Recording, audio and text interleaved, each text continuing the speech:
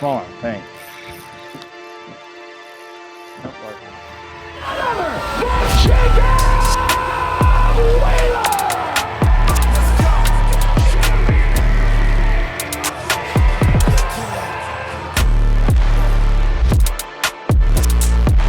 okay, so there's baits that come along every once in a while that just absolutely are fish catchers.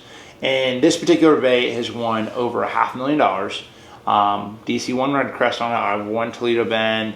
I don't know. He won Toledo Bend. I won Del Hollow on it. There's several guys throughout the Elite Series that had them and made some top fives on it and didn't really talk about it. So a lot of buzz around this bait, but now it's finally available online. It's available in several stores, and that is the Crush City Mooch Minnow. It's taken quite a bit of time to get it out to you guys, but it's available now, and I'm gonna do a full breakdown video right here of why I designed this bait here at my house. Talk about, obviously you guys know the jig head minnow side of it, but there's some other things that I do with this bait that sets it apart. So we're gonna dive into all the details right now. The wait is officially over. The Mooch Minnow is dropping in stores every single day. It's online. It's getting to be, obviously, it's the time of year just in time for winter fishing and just in time for Christmas. So we're going to talk about a little bit about why I designed this bait, talk about the unique situations I use it in, how to modify it to specifically work for your situation. And it'll be fun. I'm going to show you guys a lot of the underwater, show you sort of why and what this bait does differently than everything else out there. So let's dive into it. So the first thing I'm going to talk about real quick here is the packaging. Obviously a lot of colors, sexy shad, and you got your, of course, your gizzard shads and some other different things happening right here. But the packaging is really important because these baits, they are super TPE, so they're very stretchy material. You're getting a lot out of those baits, each one. But the packaging itself allows for each bait not to get messed up and kinked. The one thing that I hate is buying a pack of lures and then only being able to use one or two. I remember Aaron Martin's was probably one of the most fickle, and he had the eye for it more than anybody. He was just OCD about every little bait being straight and perfect. And he would go through like so many packs of lures. I remember the cup days, he'd be going through every pack of lures just trying to like, oh, yep, there's one worm in this whole bag that I can use. And I'm like, you know, it's crazy. The attention to detail does matter. And there's times like when your bait's not hooked up right on the jig head or whatever, and the fish will not bite it. I mean, think about when you have your tail get hung up on your bait or like, you know, scenarios like where your worm's just swimming funny. The fish just don't bite it sometimes. Now, some of them will just bite it no matter what. But it is interesting how those little details do matter. Now you're knowing that every single bait that's in the pack is ready to roll. It's not messed up. It's straight, narrow. It's going to run right every single time. So that is an important part about this. So really the mindset behind the Mooch Minnow really came down to the fact of I wanted to make a smaller profile bait because, you know, of course you think shad, all right? Shad is a major forage down south, but it's really just a bait fish profile. Minnow profile, bait fish profile. Basically how I look at a Mooch Minnow is it's a great threadfin and gizzard shad spawn. You know, it's a great gizzard shad, like that year's hatch of gizzard shad and that year's hatch of threadfin is a great imitator for that. And that's typically the most abundant bait fish in your lakes are those fish and all the bait fish there. So that was really the main reason behind it. Even when you think about perch up north, smaller profile, you know, they go into the winter time and later fall, so there's a more abundant bait fish that's, you know, that 2 to 3 inch size than anything else in a lot of these lakes, or smelt, or whatever that might be. In, you know, if you're up north, south, east, west, it does not seem to matter. Fish eat on that year's yearlings more in the fall, the winter time, springtime, because it's the most abundant thing out there. So that was the reason, sort of like profile-wise, why. Now, when I take this bait out, being super TPE, you can tell he has a lot of flexibility here, really like a whippy tail, so good action. So if I'm throwing a Demiki or something like that, I made it, of course, to have on the back of a jig head, but there's several other situations that I wanted to use it for. So the back of a jig head, throwing it more like mid-strolling and shaking a minnow. And the key with that is like I wanted 2 different actions, okay? So historically and traditionally, like on baits that are smaller, you're not gonna, you get that rolling action out of a freeloader. If you watch a freeloader and you shake it, it has a good rolling action, okay? But as you go down in size, a profile of bait, and you go down and you keep like a 1/4 ounce jig head, you lose that because you're basically your bait, the actual profile of your bait gets like, basically it just overrides the rocking action, the freedom for that bait to sort of have the option to really work that way. So you have to go down in jig head size when you're going in smaller baits to get that rocking action. So an 1/8, 3/16, you can get it up to a 1/4 with a loop knot. But when you go up to 3/8 or a 1/2 or a 3/4, you get 0 of that rocking action. Okay, if you hear what I'm saying, like basically, let me show you this. So this guy right here is a 3/16.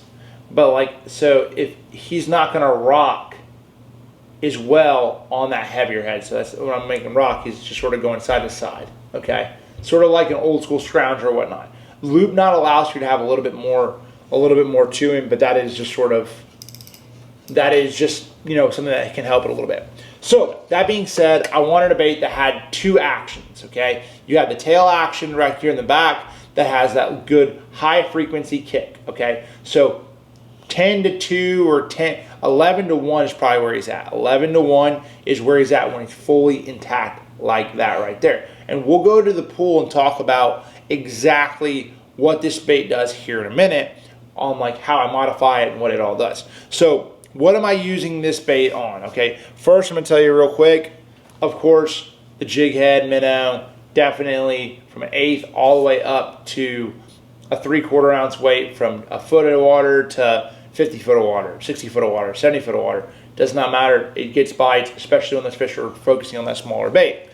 But a couple other sleepers, another one, a Ned head. Okay, because it's a super TPE, being a Ned head and it has that tail back there, it's not too much resistance, but that bait stands up straight. He kicks really well, pop him around, a little bit different sort of look than a traditional Ned head. And he sort of has a good profile to rig up on a Ned, super glue that head, super glue that bait on there, and he's locked in place and popping around, something that people might not think of being a great Ned, Ned worm, Ned head substitute for catching fish, especially this time of year. And then the last 2 things that I really love this bait for is a spinner bait and a chatterbait. Smaller profile chatterbait like the Mini Max chatterbait right here, and a spinner bait is a great way of just like, it just has a lot of action back there, and it works and fits really well on your finesse application on a spinner bait and your chatterbait. So that's sort of like the overview of what this bait is really good for. But we're gonna do some stuff outside here in a minute and talk about it. As far as the colors go, of course your gizzard shad, of course your pearl. We have goby in this guy as well. And then of course like a sungill, which is like a great like perch imitator and a perch. Green pumpkin magic, black and blue, you got it all. So like if you're trying to, match, you have a lot of different fish catching colors to sort of figure out if you're trying to rig it up for a chatterbait or a spinnerbait or whatever you might need to be doing it with it, you're good to go. Also, one other thing for my multi-species guys up north, this is an absolute killer on walleye. Absolute killer. Been up to Lake Erie several times, smashed them on it. Everywhere I've been, I've caught them on it. It's I've caught a lot of walleye on it. So something not to don't sleep on it for my walleye guys out there, or you guys are multi-species guys out there. Don't sleep on the walleye killer with the mooch minnow. So that being said, that was sort of the mindset. I'll sort of talk to you one thing about sort of like jig head size. Here's a 1/4. There's several other ones. I use this little ball head right here, but I have them up to like a 3/8, and my goal is to sort of give you guys underwaters outside in the pool a little bit of like how that bait acts and sort of what goes on. Because but I will say, if you're trying to decide like what jig head, because the one I'm using right now is not out in most places on that BMC tungsten jig head. It will be out next spring. But I will say that like if you're wanting to have your hook size to be around that 1/0 or 2/0 size. A 3/0 is really going to go further back into that bait, and it's not going to allow you to have like as good action. It's going to kill the action a little bit actually, and so I wouldn't recommend that. So 1/0, 2/0 jig head, 1/8 to 1/2 or 3/4, and you're going to be pretty solid. as far as the other jig heads out there, if you're looking for like a good budget one, if you're just like trying to get out there and get in the game as far as just figuring out throwing a minnow, the VMC Mooneye jig head's a good one. 1/4 ounce, eighth, works pretty well. The hook is not a premium hook. It is a entry level jig head. So you can lose some fish on it if you pull on it pretty hard. But in the wintertime, I do throw this one a lot. This is actually a walleye jig head. And it sort of started off, got a lot of traction in the bass market when I won a big tournament up on Cherokee in 2017, throwing a technique called the Demiki rig, throwing a Demiki armor shad on that, dropping it down and shaking it vertical. That was before forward facing sonar, before we realized how crazy this technique is, casting out there and just shaking your rod tip and getting those fish to bite. So getting a little pressure from the boat off of them and casting to them seems to be a little bit better, especially now. So the other thing I will say is this: even if you do not have the nicest of electronics or have any electronics at all, this is not a technique that is limited to just the boat. This is a great bank fishing technique. This is a great technique, period, end of story. It's one you want to have in your arsenal, and one you want to learn to fish without looking down at live scope or after target. I've used it so many different places, from a foot of water to out deep and in really deep water. And yeah, sometimes I am looking and utilizing my electronics, but I'm telling you right now, I've caught them like insane, especially when the fish are loaded up or you're trying to target them in a specific zone, like on a point of grass or something like that. This is a technique that'll catch them just casting, utilizing the technique, getting a feel for it. It is a big time feel technique because you're controlling the bait and the depth. So we'll talk about that a little bit more in the pool, but that is sort of the breakdown as far as the jig size, sort of some of the techniques that I'm going to be utilizing with this bait. So let's just jump out in the pool and sort of go through a couple more things and show you guys the underwaters of why this bait is what it is. All right, so we've made it to the pool. Now it's for the fun part of this video and really just showing you what this bait actually does. So we're gonna have, this is a 3/16 ounce jig head with the mooch minnow fully intact. This is really my favorite way to throw it. Just ready to roll. And so there's two ways to sort of fish this bait. You can fish it like a traditional swim bait and just reel it, or you can throw it out there and shake it. And so there's two sort of different actions, and they both do something a little bit differently. So I'll go out there and just throw it out there and reel it so you guys can see the tail action first, and then we'll sort of go from there. Let me slide him out there.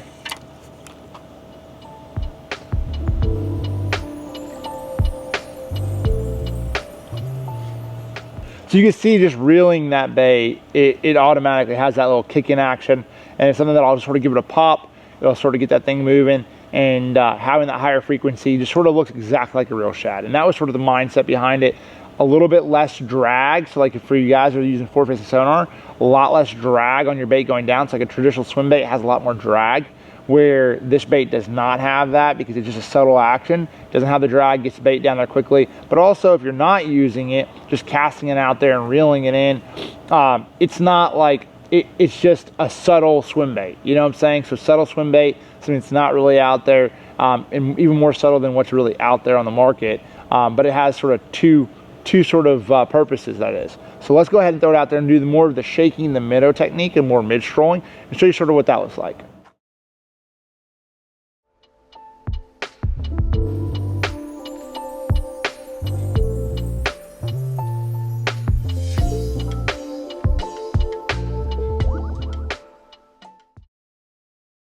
So as you can see there, this is actually a loop knot right here. I'll go back and forth if I'm using the 1/8 or a 3/16. This is a 3/16 right here on the loop knot. If I don't want as much action, then I'll just tie it directly with a Palomar. And if I want more action, then I put a loop knot. So it just depends. Water clarity is a lot to do with that. The water clarity is really, really clear.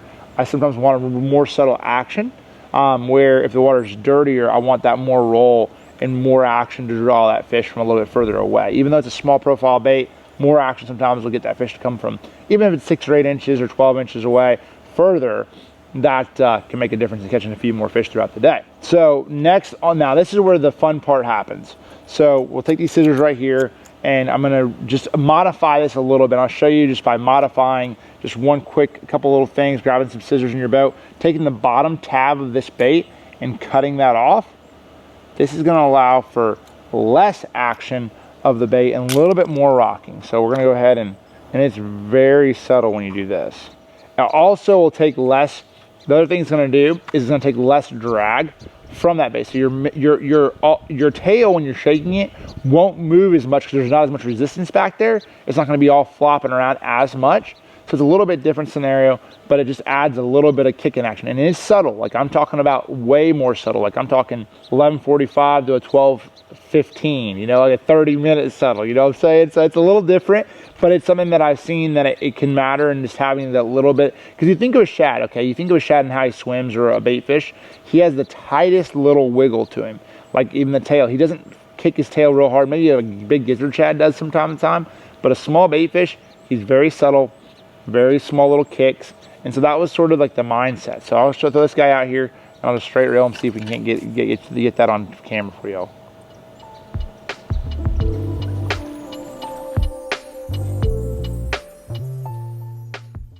So you got to see a little bit of that real subtle look with that top tab. And then we're going to go ahead and I'm going to show you guys a shaking the minnow on this particular scenario as well. So throw him out there. I pop him a lot of times, and I'll start to shake him.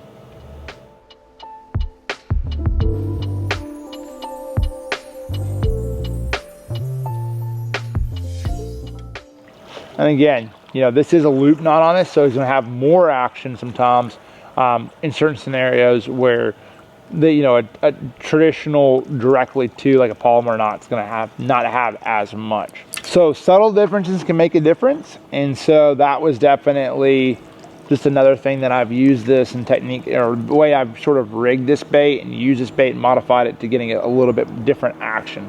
And then of course, let's grab these scissors real quick here. Last but not least would be just more of your pintail sort of profile. And that's just sort of, hey, you don't want any resistance back there at all. You want your bait dropping down faster than anything else.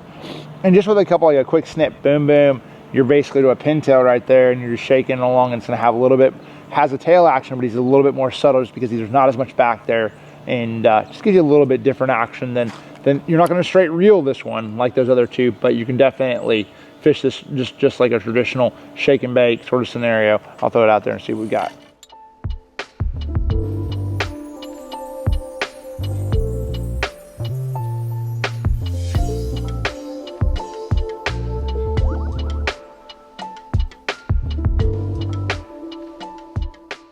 So you guys got to see a couple variations of the mooch minnow on the jig head, why I sort of designed it. But I'm going to grab the other two rods with the spinner bait and the chatter bait and show you what this bait looks like as a trailer. So what I did real quick here is I swapped out that spinner bait trailer to a green pumpkin one, and also on the chatter bait, so you guys can see a little bit of that action as well.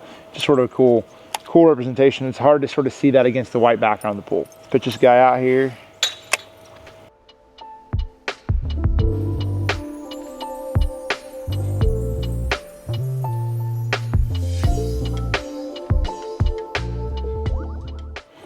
All right, so you can see it's a subtle spinnerbait trailer. It's not gonna be like really crazy.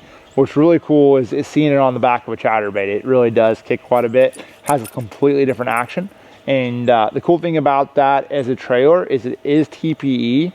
And so you're definitely, number one, you're gonna wanna make sure you rig it straight, but also it's gonna last a long time. You put a super glue on it, you should be able to catch 10, 12, 15. Basically the life of your spinnerbait, you should be able to get quite a few fish out of it. Now, I'm not saying a little fish can't go up there and grab the tail off just like any other plastic, but you're gonna get a little bit more longevity out of your trailer than you would in a traditional plastic, that's for sure. So now we have the chatter. Let's test this guy out, show you what I'm talking about. So unbelievable. All right, ready?